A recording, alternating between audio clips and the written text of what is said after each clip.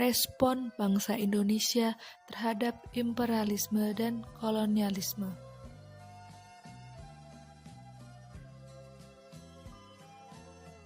Kolonialisme berasal dari kata kolonus yang memiliki arti menguasai. Kolonialisme memiliki arti upaya sebuah negara untuk mengembangkan kekuasaannya di luar wilayah kekuasaan negara tersebut.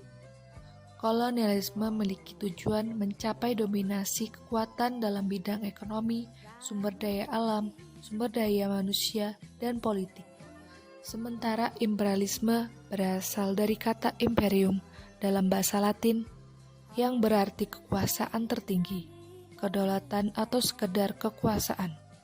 Imperialisme merupakan kebijakan atau ideologi untuk memperluas kekuasaan atas negara lain dan penduduk asli negara tersebut dengan tujuan memperluas akses politik dan ekonomi, kekuasaan dan kontrol, dan seringkali menggunakan kekuatan militer.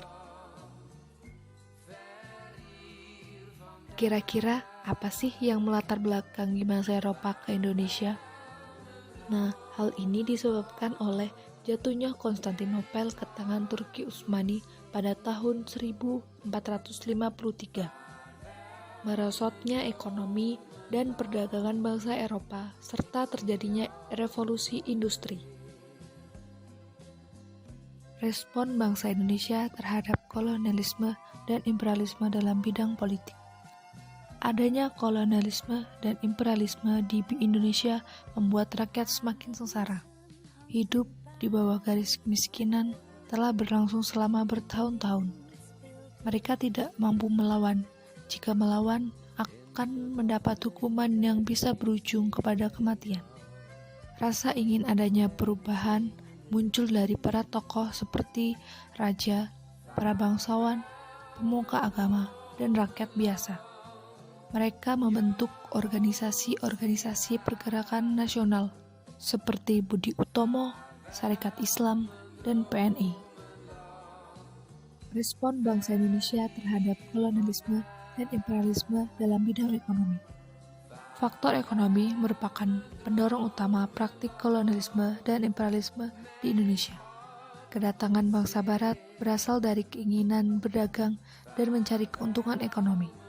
Dalam perkembangannya, tidak hanya komoditas dagang yang dikuasai, tetapi tanah pribumi yang diklaim sebagai wilayah kekuasaan. Oleh sebab itu, muncul perlawanan dari Kesultanan Ternate, Kesultanan Demak, Kesultanan Aceh, Kesultanan Mataram, Kesultanan Goa, dan perlawanan rakyat Sumatera Utara. Respon bangsa Indonesia terhadap kolonialisme dan imperialisme dalam bidang sosial budaya.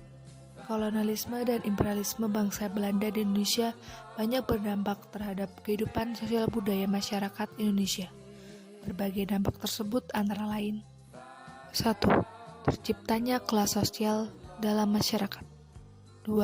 Terjadi perubahan berbagai ritual dan tradisi kuno di istana-istana dan keraton maupun di masyarakat. 3. Mundurnya aktivitas perdagangan laut. 4. Masuknya agama Katolik dan Protestan.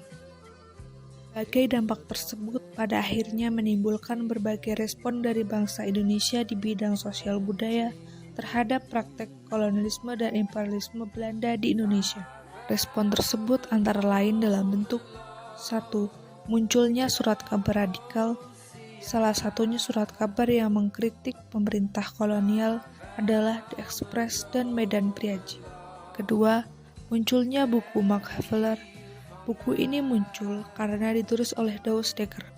Kebijakan dari kolonialisme yaitu menonaktifkan surat kabar yang radikal terhadap pemerintahan. Dampak kolonialisme bagi rakyat yaitu 1. Munculnya akulturasi antara kebudayaan Barat dan kebudayaan Indonesia. Kedua, tidak adanya kebebasan berpendapat dari masyarakat untuk pemerintah. Respon bangsa Indonesia terhadap kolonialisme dan imperialisme dalam bidang pendidikan.